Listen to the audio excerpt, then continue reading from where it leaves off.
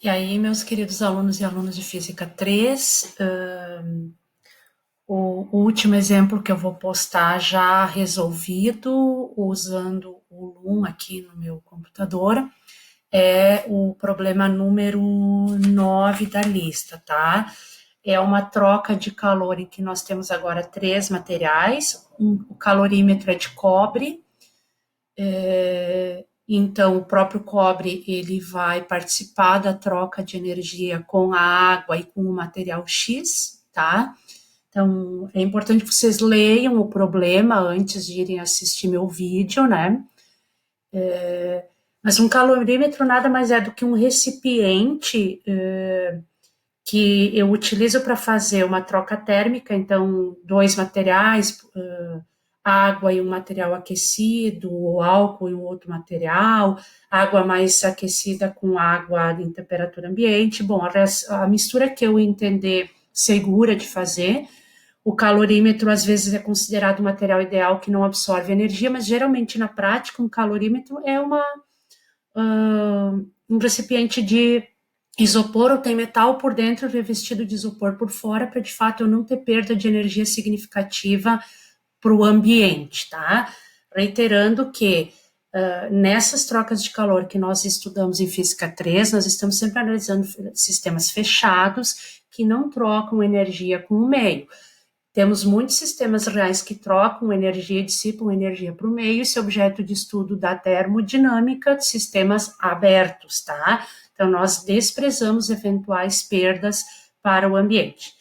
Bem, aqui na questão 9, como eu já tenho projetado aqui para vocês, organizei uma tabela com os dados, tá? Então, a massa da água, a massa do recipiente de cobre do material X, o calor específico da água, deixei em caloria, mas apenas fiz um ajuste. Como as massas foram dadas em quilogramas, eu vou considerar 1.000 calorias por quilograma. Então, eu posso escrever 1 quilocaloria por quilograma, 0,092 quilocalorias por quilograma para elevar 1 grau, no caso do cobre.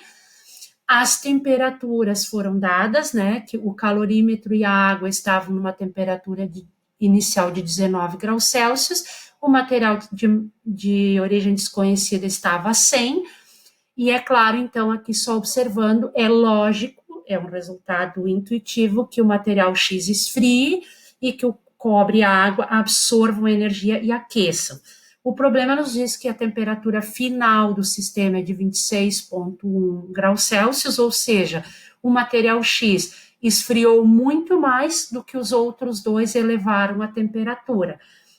Claro que a massa é bem menor, mas ainda assim eu posso deduzir que, tendo uma variação de temperatura maior, consequentemente, ele tem menor calor específico, ou seja, requer menos energia para 1 grama ou 1 quilograma da substância elevar ou reduzir a temperatura em 1 grau Celsius, tá, pessoal?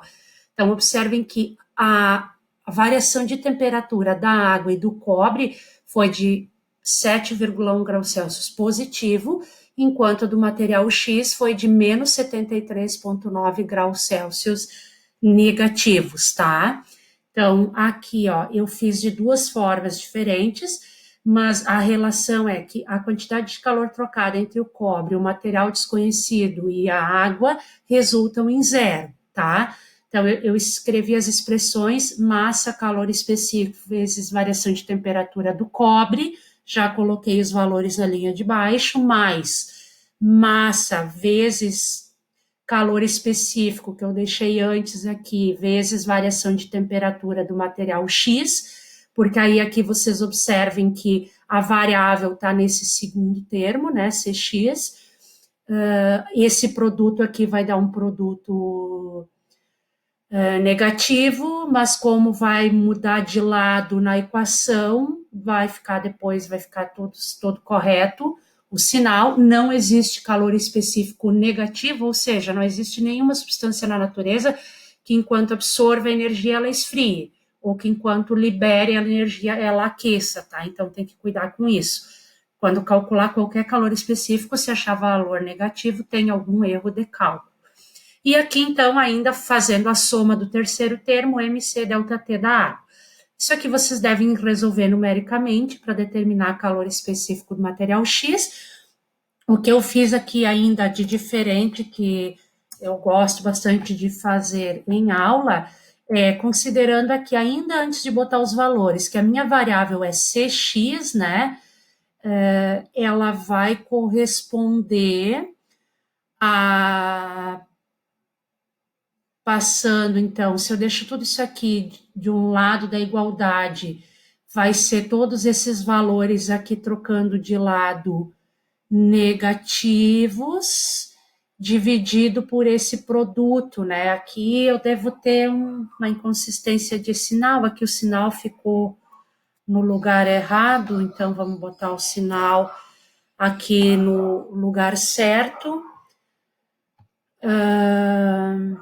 Deixe-me pensar aqui, né? Isso aqui fica assim, tá? Já tem o ajuste de sinal, porque como aqui vai ter um sinal de menos, vem para cá menos com menos dos dois lados vai ficar positivo. E a gente vai encontrar, então, nas unidades que a gente está trabalhando, né? Que é quilocaloria por quilograma e grau Celsius, nós vamos encontrar nessa unidade aqui. A resposta final vai ser 0,24 quilocalorias dividido, tá? Vou chamar a atenção aqui, uma barra mudou a orientação, mas é uma divisão, por quilograma vezes grau Celsius, tá, pessoal? Então, assim eu encerro nesse dia de sábado, antevéspera da nossa próxima aula, a solução de alguns exercícios exemplares da lista 9. A minha sugestão é que vocês resolvam pelo menos estes, tá? Consideramos esses